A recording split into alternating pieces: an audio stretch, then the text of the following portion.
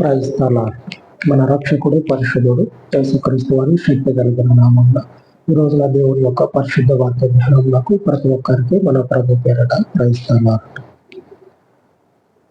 లోకంలో అనేకులైనటువంటి వాళ్ళు క్రీస్తును వెంబడిస్తా ఉన్నారు.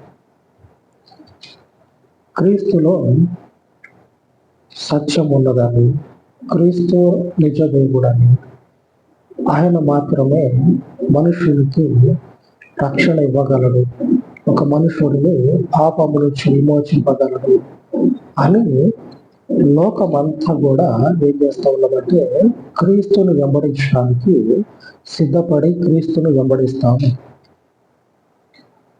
ఒకసారి మనం చూసినట్లయితే లేఖనాలు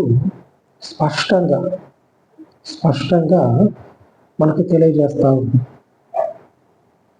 అందుకే చెప్పేవారి కంటే వినేటువంటి వారు చేయాల్సినటువంటి పని ఏంటంటే, చెప్పేటువంటి వారు ఎవరైతే ఉన్నారో వారి నుంచి మనల్ని మనం చెప్పేటువంటి వ్యక్తి సత్యాన్ని చెప్పినట్లయితే సత్యంలో స్థిరపడతాం. కాదు, సత్యాన్ని కాకుండా అసత్యాన్ని బోధించి మనల్ని పాడు చేసి మనుషుడైతే తప్పించబడతాం. కనుక వినేటువంటి వారు ఏం చేయాలంటే పరిశుద్ధ గ్రంథాన్ని మొదటి నుంచి చివరి వరకు ధ్యానించాలి. ధ్యానించినప్పుడు ఏం జరుగుతుందంటే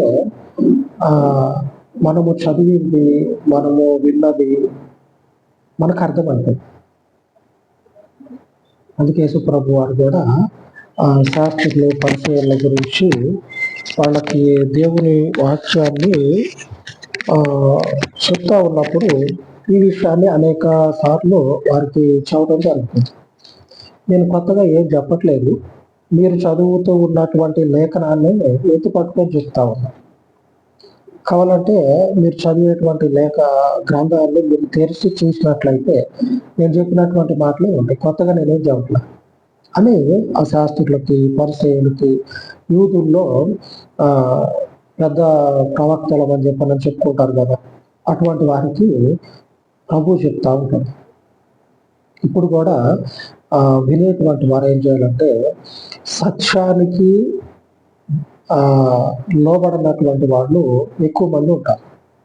కనుక ఎవరైతే సత్యాన్ని అనుసరించాలనుకుని ఉంటారో వాళ్ళందరూ కూడా ఆ సత్యము నిజమా కాదా అని పరిశోధన చేయాలి, పరిశుద్ధ గ్రంథాన్ని చదవాలి.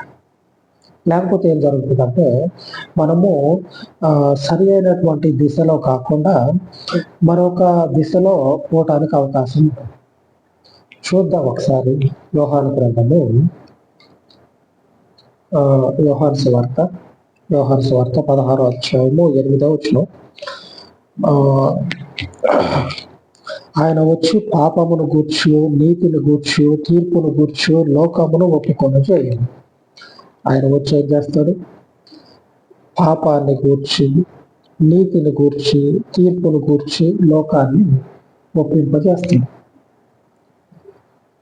ఎవరైతే ఈ లోకంలో యేసు ప్రభు నిజదేవుడని, ఆయన మాత్రమే సత్యవంతుడని, ఆయన తప్పించి మరొక సత్యవంతుడు లేడు అని తెలుసుకొని ఆయనను వెంబడిస్తూ ఉన్నారు, వారందరూ కూడా ఈ రోజున ఈ పరిశుద్ధాత్ముని యొక్క కార్యాలను గ్రహించి, వారి జీవితాల్లో జరుగుతున్నటువంటి దేవుని కార్యాలను గ్రహించి సాక్ష్యం ఇస్తా ఉన్నారు.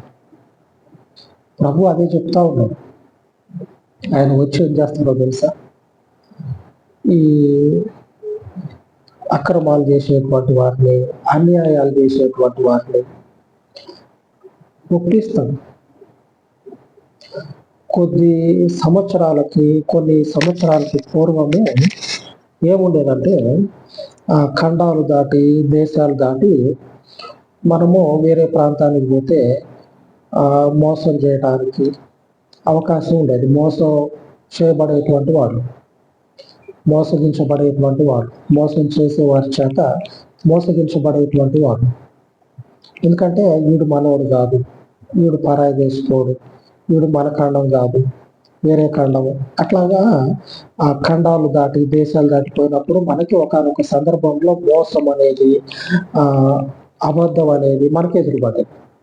కానీ ఇప్పుడేం జరుగుతా ఉందంటే సొంత ఇంట్లోనే ఆ అబద్ధాలు వినపడతా ఉన్నాయి, మోసం అనేది కనపడతా ఉంది. ఇక దేశం దాటాల్సిన పని లేదు, మన ఇంట్లోనే మన మధ్యలోనే ఏం జరుగుతూ ఉన్నదంటే మోసాలు అనేవి కనపడతా ఉన్నాయి. ఈ దేశం దాటాల్సిన పని లేదు, మన ఇంట్లోనే గుమ్మం కూడా దాటాల్సిన పని లేదు. ఈ అసత్యము, అబద్ధము, మోసము ఇవన్నీ మనకే కనపడతా ఉన్నాయి. ఇంతమంది ఈ రోజున ఇంతమంది క్రీస్తుని వెంబడించడానికి కారణం ఏమై ఉంటుంది? ఆయన సత్యవంతుడు, ఏ దుర్నీతి లేదు. ఆయన సత్యవంతుడు, ఏ దుర్నీతి లేదు. ఈ సత్యవంతులను ఎరిగినటువంటి అనేకులు ఈయనే నిజమైనటువంటి దేవుడు, ఈయన తప్పించి మరొక సత్యం అనేది మనకి ఎక్కడ కనపడదు. ఆయన బ్రతికినప్పుడు ఏ విషయాన్ని అయితే స్పష్టం చేసి చెప్పిండో ఇప్పుడు అదే జరుగుతూ ఉంది. ఆయన వచ్చి పాపాన్ని గూర్చి, నీతిని గూర్చి, తీర్పును గూర్చి లోకాన్ని ఒప్పింపజేస్తుంది. ఇప్పుడు యేసు ప్రభు ఉన్నాడా? లేడు కదా. ఆయన మరణించి పునరుద్ధానుడై తిరిగి లేచి దేవుని వద్దకు చేరింది. ఆయన పేరట వచ్చినటువంటి పరిశుద్ధాత్ముడు ఈ రోజున ఈ దుర్నీతి చేత ఏ కుటుంబంలో అయితే మోసం చేసినో, ఏ కుటుంబంలో అయితే అక్రమంగా నడుచుకున్నామో అదే కుటుంబంలో ఒప్పుకుంటా ఉన్నారు, అవును నేను ఇట్లా చేశాను. ఈ ఒప్పింప చేయగలిగినటువంటి స్థితి ఎక్కడి నుంచి వచ్చింది? క్రీస్తులో నుంచి వచ్చింది. ఎందుకంటే క్రీస్తును వెంబడించేటువంటి వారు ఆయన క్రియలని అనుసరిస్తారు కాబట్టి ఆ ఆత్మ అనేది, వారిలో ఉన్నటువంటి ఆ పరిశుద్ధ శక్తి అనేది వారిని ఒప్పింపజేస్తా ఉంది. ఈ క్రీస్తు ఈ రోజున లోకమంతటిని కూడా తన నీతిని, తన యొక్క సత్యాన్ని కలిగి జీవించాలని ఒప్పింప చేయడమే కాక అంతకు మునుపు ఉన్నటువంటి తన ప్రజలకి, ఒకప్పుడు వీళ్ళు నా ప్రజలు, ఇశ్రాయేలీయులు నా ప్రజలు అని ఏ ప్రజల గురించి అయితే యేసు ప్రభు తండ్రి దేవుడు ప్రకటించుకున్నాడో ఆ ప్రజల గురించి ఇప్పుడు ఉన్నటువంటి క్రీస్తు ఆనాడు ఉన్నటువంటి తన ప్రజల గురించి ఈ విషయాన్ని స్పష్టం చేసి చెప్తా ఉన్నారు. ఇదే విషయాన్ని అప్పుడు ఉన్నటువంటి తన ప్రజలకి సూటిగా చెప్తా ఉన్నారు. ఇదిగో మీరు దారి తప్పి తిరుగుతా ఉన్నారు, ఇట్లాగా మీరు ఉండాలి అని దేవుడు ఖరాఖండిగా చెప్తా ఉన్నాడు. ఇర్మియా గ్రంథంలో చూసినట్లయితే మనకు కనపడుతుంది. 9వ అధ్యాయము, ఇర్మియా గ్రంథం 9వ అధ్యాయము 5వ వచనం, సత్యము పలుకక ప్రతి వాడును తన పొరుగు వాణిని వంచును, అబద్ధములాడుట తమ నాలుకలకు అభ్యాసము చేసి ఉన్నారు, ఎదుటి వారి తప్పులు పట్టవాలనని ప్రయాసపడుతుంది. తన ప్రజలు దేవుని ప్రజలు.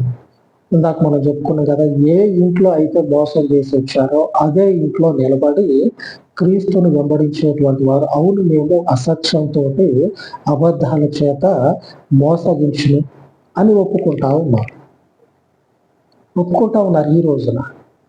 ఇదంతా ఎక్కడి నుంచి వచ్చిందంటే క్రీస్తు యొక్క నామాన్ని కలిగి, క్రీస్తు యొక్క రక్తము చేత కడగబడిన ప్రతి ఒక్కరు కూడా ఆయన అనుగ్రహించినటువంటి ఆత్మ ద్వారా ప్రేరేపించబడి ఆ ఆత్మ వారిని ఆయన వైపు తిప్పితే సత్యానికి లోబడి అదే సత్యానికి అంటుకట్టబడి సాక్షిగా ఉంటా ఉన్నారు. ఎవరికి అంటే పైన ఉన్నటువంటి తండ్రి దేవునికి. ఆ తండ్రి దేవుడే ఒకనొక గడియలో, ఒకనొక దినాన తన ప్రజలకి ఏమని చెప్తా ఉన్నాడంటే సత్యాన్ని పలకక ఏం చేస్తా ఉన్నారు, ప్రతి వాడు తన పొరుగు వాణిని వంచేస్తా ఉన్నాడు. ఆ రోజున తన ప్రజల్ని దేవుడు అసహించుకుంటా ఉన్నాడు. నేను సత్యవంతుడు అయితే నా యందు ఉన్నటువంటి మీరు, నా ప్రజలని చెప్పుకుంటున్నటువంటి మీరు అసత్యంతో ప్రజలను ఎందుకు వంచిస్తా ఉన్నారు? సత్యాన్ని చెప్పకుండా మీ కుటుంబస్తుల్ని, మీ రక్త సంబంధికుల్ని ఎందుకు వంచిస్తా ఉన్నారు అని దేవుడు తన ప్రజలని హెచ్చరిస్తా, వారిని గద్దిస్తా ఉన్నాడు వారిని. ఎందుకంటే క్రీస్తు నిజమైనటువంటి దేవుడు, క్రీస్తు నిజమైన దేవుడు. ఈ సత్యమైనటువంటి దేవుని అందున్నటువంటి మనమందరం కూడా ఈ రోజున సాక్ష్యము చెప్పటానికి, ఆయన యందే మనము నిలిచి ఉండటానికి కారణం ఏంటంటే యోహాను 16:8 చెప్పబడ్డట్టు పరిశుద్ధాత్మ దేవుడు వచ్చి మనలని సత్యాన్ని గూర్చి, తీర్పును గూర్చి, అలాగనే ఆయన యొక్క పరిశుద్ధతను గూర్చి ఒప్పింపజేస్తాడు. మనం చెప్పట్లా, ఆయన శక్తి మనలో ఉంటే ఆ శక్తిని మనము గ్రహించి ఆ శక్తి ద్వారా మనము ఆయనను గురించి సాక్ష్యం చెప్తా ఉన్నాం. ఈ రోజున లోకమంతా కూడా క్రీస్తు నందున్నారు. లోకమంతా కూడా ఆయనను వెంబడించేటువంటి వారు ఎవరైతే ఉన్నారో వారందరూ కూడా క్రీస్తు వెంబడం. కారణం ఏంటంటే ఇదే అనేకులు వారి యొక్క దుష్క్రియలను, దుర్నీతి క్రియలను, ఒకరిని వంచినటువంటి ఆ జీవితాలను విడిచిపెట్టి సత్యవంతుడైనటువంటి దేవుని వైపు తిరుగుతా ఉన్నారు. దేవుని పరిశుద్ధ వాక్యం ఈ రోజున సెలవిస్తా ఉంది. ఈ రోజున దేవుని యొక్క వాక్య ధ్యానము 66వ కీర్తన 4వ వచనం, సర్వలోకము నీకు నమస్కరించి నిన్ను కీర్తించు. ఏం చేస్తుందంటే, ఇప్పుడు లోకం మీద ఉన్నటువంటి ఆయా భాషలు మాట్లాడేవాడు, ఇక కులము, మతము, వీటన్నిటి గురించి చెప్పుకుంటే సమయం సరిపోదు. ఇంతమంది ఆయనకు నమస్కరించి ఆయనను కీర్తిస్తా ఉన్నారు. ఎందుకు? ఆయన సత్యవంతుడు, ఆయన యందు ఏ దుర్నీతి లేదు.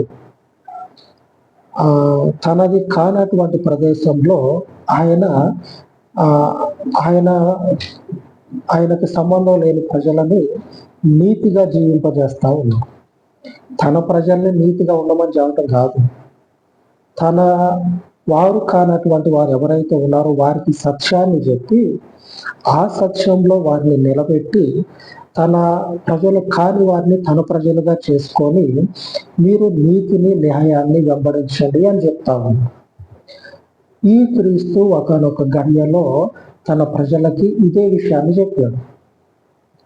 సత్యాన్ని పలకకుండా ఎందుకు వంచిస్తా ఉన్నారు అని తన ప్రజల్ని గద్దిస్తా ఉన్నాడు. ఎందుకంటే ఆయన సత్యవంతుడు. ఆ సత్యవంతుడైన దేవుడు సత్యాన్ని తప్పి ఆయనను విసర్జించి దుర్నీతి క్రియలకు ఎవరైతే తెగబడతా ఉన్నారో వాళ్ళని గద్దిస్తా ఉన్నారు. మీరెందుకు నా పేరును కలిగి ఈ దుర్నీతి క్రియలకు తెగబడతా ఉన్నారని వారిని గద్దిస్తా ఉన్నారు. ఒకనొక రోజు వీరు నా ప్రజలని, ఏ ఇశ్రాయేలీయుల ప్రజల గురించి ఆయన సాక్ష్యం ఇచ్చిండో ఇదే రోజు ఆయన సర్వలోకంలో ఉన్నటువంటి తన వారు ఎవరైతే ఉన్నారో వారందరి ద్వారా సాక్ష్యం ఇచ్చేస్తా ఉన్నాడు. ఏమనంటే, ఈయన కీర్తించుటకు అర్హుడు. ఎందుకంటే మనుషునిలో ఉన్నటువంటి పాపాన్ని ఒప్పింపచేసి ఆ పాపాన్ని విడిచిపెట్టి వారిలో ఉన్నటువంటి అసత్యాన్ని తొలగించి సత్యము వైపుగా అనేకులను తిప్పినందుకు క్రీస్తు ఏమైతా ఉన్నాడంటే, తండ్రి దేవుడు ఏమైతా ఉన్నాడంటే, ఈ లోకపు మనుషుల ద్వారా సర్వలోకము ఆయనను కీర్తిస్తా ఉన్నారు. ఎందుకు కీర్తిస్తా ఉన్నది క్రీస్తుని? ఏదో ఉత్తగా కీర్తించట్లా, వారిలో ఉన్నటువంటి ఆ వ్యసనాలు ఏమైతే ఉన్నాయి వాటినన్నిటిని కూడా విడిచిపెట్టి ఆయన వైపు తిరిగి పరిశుద్ధంగా, నీతిగా, ఒక నికార్స్ అయినటువంటి జనాంగంగా ఉండటం కొరకు ఆయన తీర్మానించుకున్నాడు. కాబట్టి ఆ తీర్మానానికి లోబడి తిరిగి మరలా ఆ దుష్క్రియలు ఏమైతే ఉన్నాయో వాటి జోలి పోక యథార్థమైనటువంటి ఆయన మార్గంలో ఆయనను వెంబడిస్తూ ఆయనను గూర్చి ఈ ప్రజలందరూ ఏం చేస్తూ ఉన్నారంటే సాక్ష్యం చెప్తా ఉన్నారు.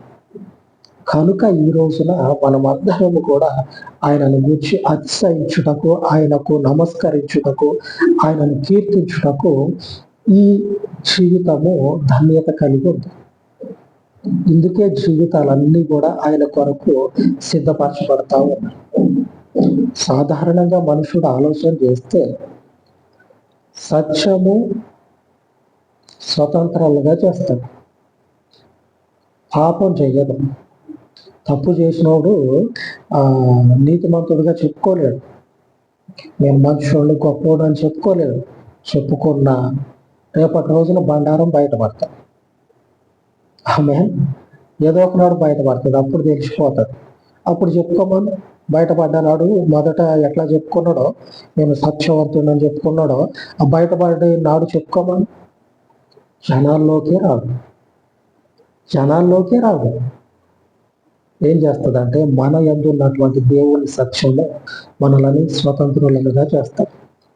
ఈ నీతి న్యాయాలను జరిగించేటువంటి దేవుడు శాశ్వత కాలము మన పక్షంగా ఉండి తన యొక్క నీతిని మనలను అనుసరింపజేయను కాక. అలాగ ప్రార్థించుకుందాం. సర్వోన్నతులుగా తండ్రి, ఈ ఉదయకాలం మందు మీ పాదముల యొక్క ప్రార్థిస్తూ ఉండగా చెప్పబడినటువంటి వాక్యమును తండ్రి మీరు కట్టి ఫలింపచేసి అనేకుల హృదయాలలో తండ్రి ఈ యొక్క సత్యమైనటువంటి జీవ వాక్యమును తండ్రి నాటి ఫలించినట్లుగా ప్రతి ఒక్కరి ఎడల మీ పరలోకపు తీర్మానమును, మీ పరలోకపు గొప్ప చిత్తమును తండ్రి జరిగించమని సర్వశ్రేష్టమైనటువంటి మీ పరలోకపు నామమును బట్టి ఈ దినమును తండ్రి సర్వలోకము నీ యొక్క నీతిని, నీ సత్యమును తండ్రి వెంబడించుచు ఉన్న ప్రతి ఒక్కరికి మీ దయ కలిగినటువంటి ఆత్మని ధారాళముగా అనుగ్రహించి ఈ శ్రేష్టమైనటువంటి నీతి న్యాయములను గాయకొని వారుగా, ఈ నీతి న్యాయములను ఎందరైతే గాయకొనిచూ ఉన్నారో వారందరూ కూడా తండ్రి మీ మార్గమును, మీ సత్యమును విడిచి పడిపోకుండా తండ్రి కృపలో స్థిరపరిచి మీకు మహిమను తెచ్చుకొనమని యేసు నామములో ప్రార్థించి వేడుకొనిచున్నాను తండ్రి. ఆమేన్, ఆమేన్. మన పరిశుద్ధుడైన దేవుని కృప నిత్యము మనకు తోడయ్యుండును గాక. ఆమేన్, ఆమేన్.